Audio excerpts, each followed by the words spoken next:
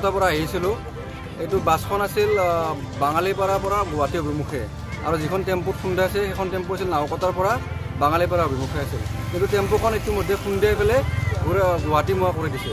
গতিকে বাছৰ যি ড্ৰাইভাৰৰ মানে মই মতালি বা মদ খাই গাড়ী চলায় এই এটা প্ৰমাণ। কাৰণ আমি যোৱাকালি এখন গাড়ী এনেকৈ চলা দেখা পাইছিলোঁ। আমি ৰখাই পেলাই আমি কেইজনমান মানুহে কৈছিলোঁ বাছ ইমান দূৰত চলাব নালাগে। তেওঁ কৈছে 2 মিনিট দেৰি হ'ল। তেনেকৈ কিছুমান তেওঁলোকৰ যি মই মতালিৰ কাৰণে আজি এনেকুৱা এটা এক্সিডেণ্টৰ ঘটনা সংঘটিত হৈছে। গতিকে আমি স্থানীয় ব্যক্তি হিচাপে আমি এটা কথা ক'ব বিচাৰোঁ যাতে প্ৰশাসনে ইয়াৰ ওপৰত নাকি লগাব লাগে আৰু যি বাছৰ মালিক আছে বাছৰ মালিকে অনুজ্ঞাপত্ৰ নথকা ড্ৰাইভাৰক চলাব দিব নালাগে আৰু হিন্দী মানে বাছ চলাব বুলি আমি শুনি আছোঁ। গতিকে এইটো এটা উচিত তদন্ত কৰি যাতে দুখীয়া শাস্তি পায় আৰু যি দুৰ্ঘটনা হ'ল এই দুৰ্ঘটনাত যাৰ ক্ষতি হৈছে ক্ষতিপূৰণটো বাছৰ মালিকে দিব লাগিব। বাছখনত আমি দেখাত যাত্ৰী দেখা নাই, কিন্তু বাছৰ ড্ৰাইভাৰ আৰু বাছৰ যি হিন্দীমেন পলাতক অৱস্থাত আছে বৰ্তমান। প্ৰশাসনে বিচাৰি আছে এতিয়ালৈকে। এনে আমি 4-5জন কোনোবা থকা বুলি শুনিছোঁ, কিন্তু দেখা নাই আমি আহি পেলাই।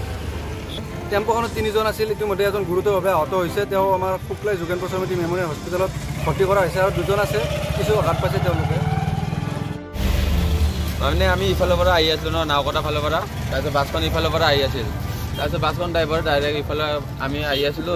ইহঁতো ৰং চাইড পৰে ন বাছখনৰ। তাৰপিছত বাছখনে আহি পেলাই ডাইৰেক্ট আমাক ইফালে খুন্দাই দিলে ন। তাৰপিছত বাছখনৰ ড্ৰাইভাৰক অলপ সময় ৰাখিলোঁ, ড্ৰাইভাৰজন পলাই গ'ল। তাৰপিছত এতিয়া আমাৰ ড্ৰাইভাৰজনো মেডিকেলত গৈছে বোলে। আমি টেম্পু গাড়ীত আহিছিলোঁ, বাছৰ ড্ৰাইভাৰে ৰং চাইডেদি মাৰিছে। বাছৰ যাত্ৰী আছিল, ড্ৰাইভাৰৰ লগত আছিল প্ৰায় 25জন 30জনমান আছিল।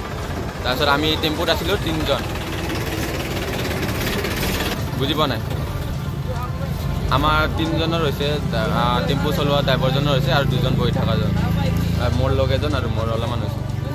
বাছখন চকপুৰৰ পৰা আহিছিল, আমি নাওকটা ছাইডৰ পৰা আহি আছিলোঁ। এইখিনি হ'ল শুক্লাই বিবেকানন্দ স্কুল। ডাইৰেক্ট খুন্দা মাৰিছে।